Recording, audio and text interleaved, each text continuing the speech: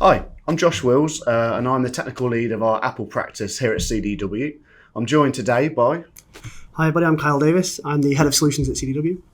Hi, I'm Mike Callett. I'm Head of Service Architecture and Design at CDW. Hi, I'm Daniel Dance, and I work as a Solutions Architect at CDW. Just to kind of wrap up then, the last thing we want to talk about today is the hardware announcement. So we've had a few to talk about, so we'll kick off with you, Kyle. What do you want to talk about from the hardware perspective? M2. M2. And this is not the BMW M2, right? So I think for me, this new chip, looking at what they're saying it will do, and what we'll see when we get it, because if we look at what happened with the M1, what they said it would do versus what we actually got more performance. Yep. Once we actually got it into the hands of the community. So it'll be interesting what happens with the M2 we're doing. Now I think on that though, for me, is the power and form factor we can get in the MacBook Air. Yeah, I mean, the MacBook Air has been due a redesign for a while, and I mean, I love the new 14 and 16 inch, but I know people still want that slightly smaller device. I've never wanted a machine more than when Steve Jobs originally unpacked the original MacBook Air. Out the envelope. Yeah, out the envelope. We were all texting while the WWDC was on, and I was like, I really want one of these machines. Yeah. In midnight. Or Starlight. I think I might go for silver, like a bit more back to the old school. Nice. Yeah, when I saw the silver 14 inch, it did give me my 12 inch G4 I was talked about earlier, gave me the definite vibes of that and back in the classic silver. Yeah, I think for me, as a MacBook Pro user, and I have been for many years, I feel that I can now transition to a new form factor with the MacBook Air with the M2. I think the only thing we're probably going to lose though is the touch bar.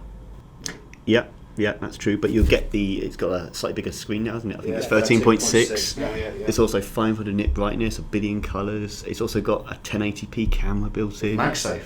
And MagSafe, yeah. MagSafe. So you've got two dedicated ports now. It's all using for external storage and whatever else you want to connect to it. And outside of work, right? So I do YouTube videos, I do content creation, and various other things. And I think I've always gone with the MacBook Pro because of the power it had, or the Mac Pro at home because of the power it had. And now I do feel, and we'll see when I get hold of my midnight M2, what it can do and what the performances will be with things like Adobe Premiere Pro. Yeah.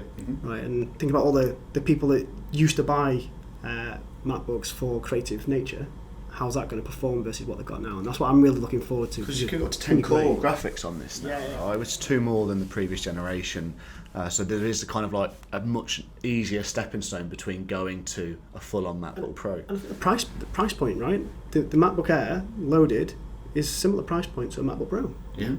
So it is now a form factor and touch bar decision, even in my opinion, that it is anything else. Yeah. And what about the fact that the M2 chip now has the media engine built onto it, which the M1 didn't, of course. So for those for those content creators and stuff, it's going to be even Coding more on coding powerful. much quicker. Yeah. Looking forward to that. Very exciting. And of course, the memory bump.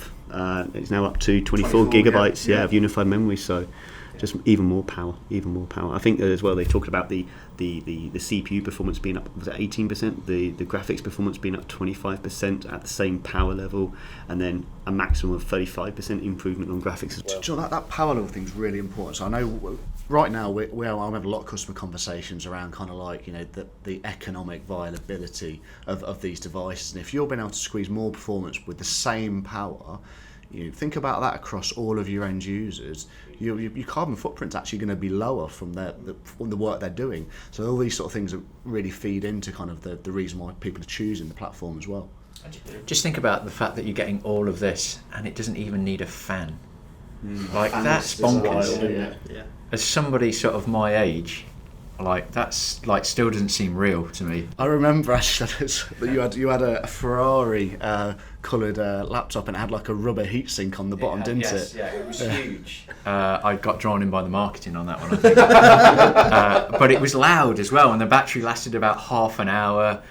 This was some years ago, mind you. So yeah, it doesn't feel like real life that you can now get all that power in something so small and without a fan.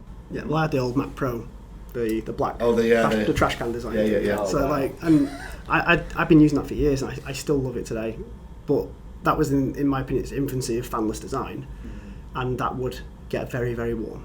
Yeah. And if we look at what we've got now in these devices, they just don't get warm. Like, well, they do, but not to the extent that that would. It was crazy. We're not getting 30 minutes, we're getting 18 hours battery life. Yeah, exactly. Like, Yeah. I mean, you don't have to compromise now on power and performance. You get both power and performance in these new machines. And to be fair, the only time I've ever heard the fans in any of the M1 devices is when I've actually deliberately installed an app to actually ramp it up to its maximum kind of thing. And it just runs silent. It's amazing. And that for the vast majority of, you think about knowledge workers, people on mobile and whatnot, there's no need to go any higher than the MacBook Air at this point, because it gives them everything they need and they can throw it in their bag and wonder if it's actually in their backpack. Everything they need, and some. And some. Yeah. Awesome. Look, guys, I really appreciate taking the time to come and do a bit of a recap over WWDC and all the new announcements. What I would love for anyone kind of watching out there is, do come and ask us about these rollout reviews. We'll absolutely do a free workshop with you around your testing strategies. And just we really love to kind of hear in the kind of the comments what your favourite features were, what you're looking forward to. Well, thank you very much. Cheers. Thank you. Thank you.